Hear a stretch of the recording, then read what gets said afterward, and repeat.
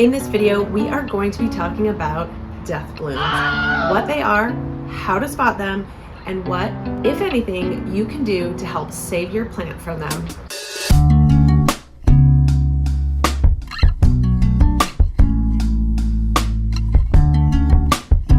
So first of all, what is a death bloom? So a death bloom is just a cute name for monocarpic plants. Mono meaning one, and carpic coming from a Greek word that means flowering or fruit. And it refers to plants that bloom only one time before the lifespan of that plant ends. So they bloom and then they die. But death is a little bit of a misnomer, as many of these plants will shoot off new baby plants or branches or throw off seeds before the plant actually dies. Many of these monocarpic plants are in the cactus and succulent family. For example, Aeonium, Agave are well-known monocarpic or death-blooming succulents, but death blooming is not an exclusively succulent and cactus trait. There are many plants such as bromeliads, tillandsia air plants, some types of grasses, bananas, peas, and many other plants can be monocarpic. And confusingly, monocarpic does not refer to annual plants such as wildflowers or many annual crops. These are plants that flower, go to seed, and then die with the seasons. But many monocarpic plants can live for years, even decades or longer before they flower and die, including agave, which is how they got the name century plant.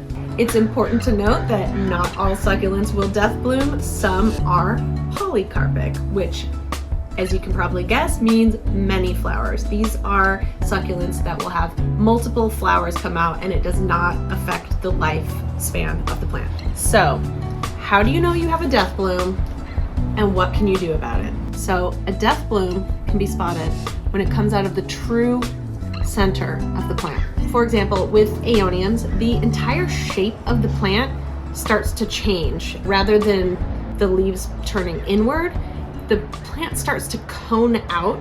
The center starts to push outwards. The plant begins to expand forward, almost into a cone shape, and the flowers push out through the middle. As the plant stretches, it starts to drop leaves, and it turns from a leafy plant into one big flower. Will all succulents death bloom? No.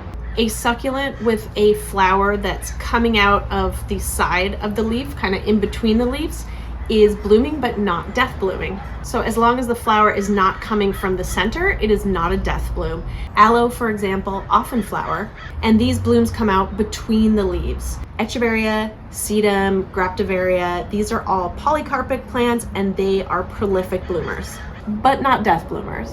Does a death bloom mean it's the end of your plant and you should cut off the flower? Not necessarily. A death bloom does not always spell the end. And I always say a death bloom is not something you should stress about. It's just part of the natural life cycle of this plant. Many monocarpic plants, such as agave or aeoniums, will start to shoot off little pup plants before they death bloom. So it's worth checking your plant to see if there's any pups that are forming around the plant.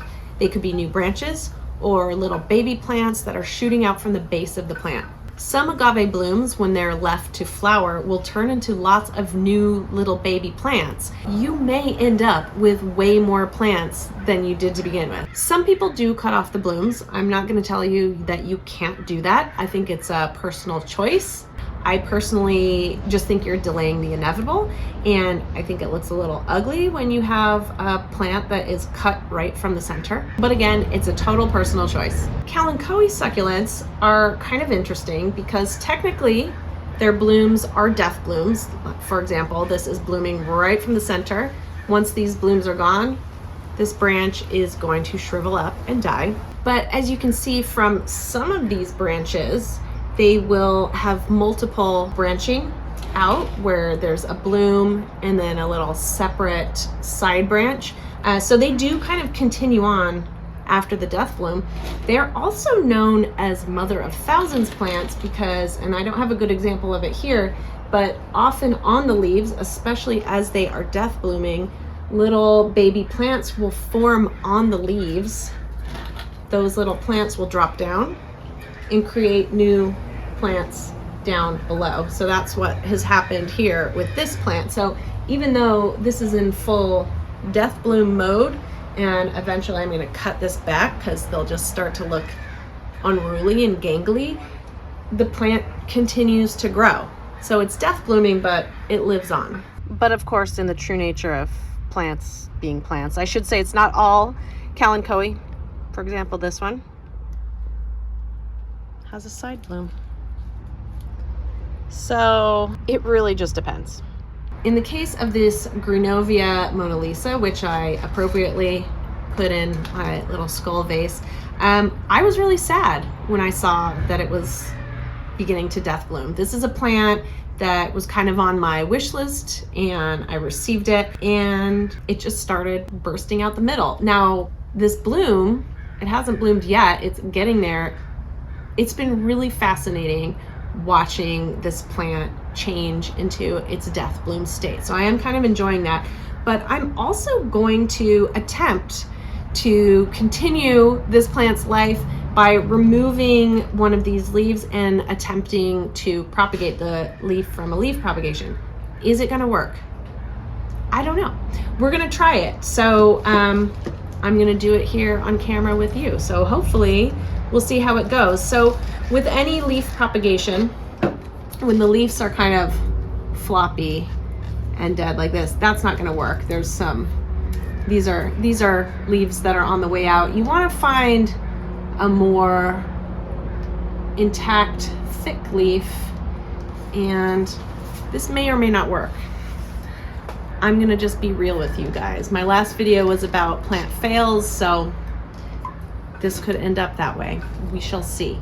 I'm gonna kind of remove it. It's nice and saturated here, and I did that on purpose because I wanted to make sure that the leaves were, you know, full of moisture when I do remove them in order to try and repropagate them. I'm just going to really give it a real solid pull to try and make sure I remove the leaf intact. I don't want to break it. These aren't the thickest leaves. They're not the same as like ghosties. They're a little bit more aeonium-like. And unfortunately, I did crack that one, so I'm gonna do a couple more because I always find it's a numbers game. The more you break off, the more likely you are to have success. And what's the next? I'll try this one that was beside it. I don't want to completely fully take this plant apart because I do want to enjoy it in its last moments of life. And I don't know if you can hear the cracking. It is cracking, which is not a good sign. Okay, that came off intact. This is a good sign, and it's nice and thick. I'm gonna set these aside. I might pull off one more. Which one? Which one will I do? I feel like that one's too dead. This one's for sure too dead. I'm gonna do this one here. Will I do the next one over? I'm gonna do this one. It's kind of 2 leaves over. It's hard to really get a good grip on it when it is inside the plant like this, but we're gonna try. This may or may not work. I'm kind of squishing the plant, which is not a good sign. Okay, that came off fully intact. So I'm hopeful. I won't have time to show you the results in this video, but we'll follow up in other videos. So I am going to place those leaves flat onto a tray of soil, and hopefully they will start to grow new little baby plants out of the leaves. It may work, it may not. Not all succulents have the ability to grow new plants out of their leaves, but we're gonna try.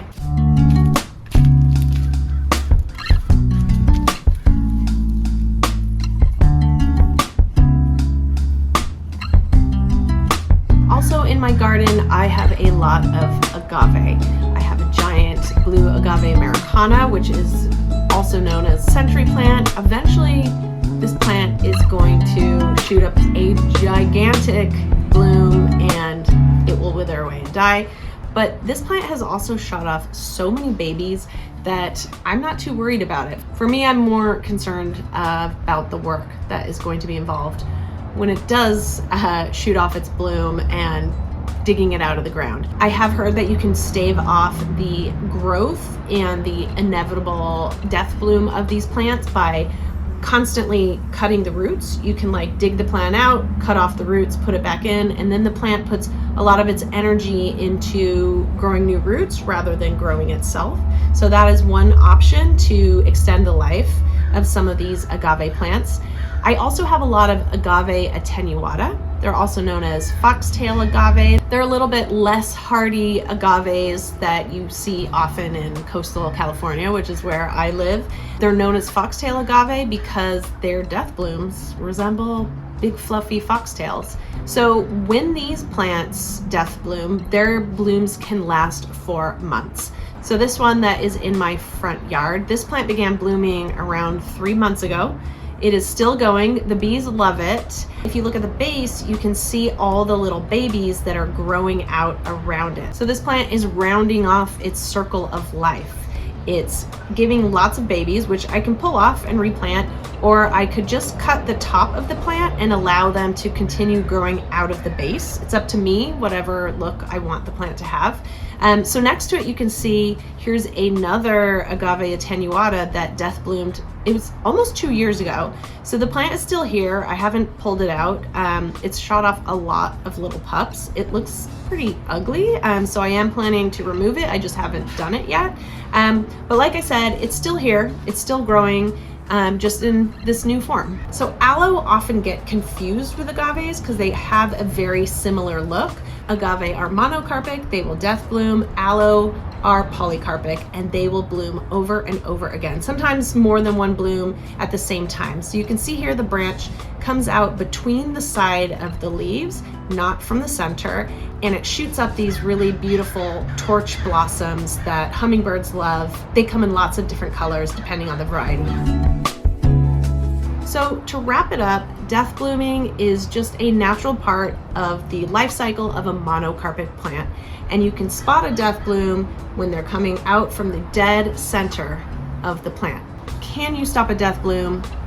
Not really, but it's not really something you should stress about because there's so many ways to extend the life of your plant, whether it's from pups, from seeds, or from attempting to propagate in other ways. I hope this video has been helpful for you and your plant journey. If you have any questions, please pop them in the comments below. I try to reply to every comment that I can. I always say I am not a plant expert, I'm just a plant fan, so I'll do my best in answering your question. Don't forget, you can also find me on Instagram and TikTok, and of course, subscribe.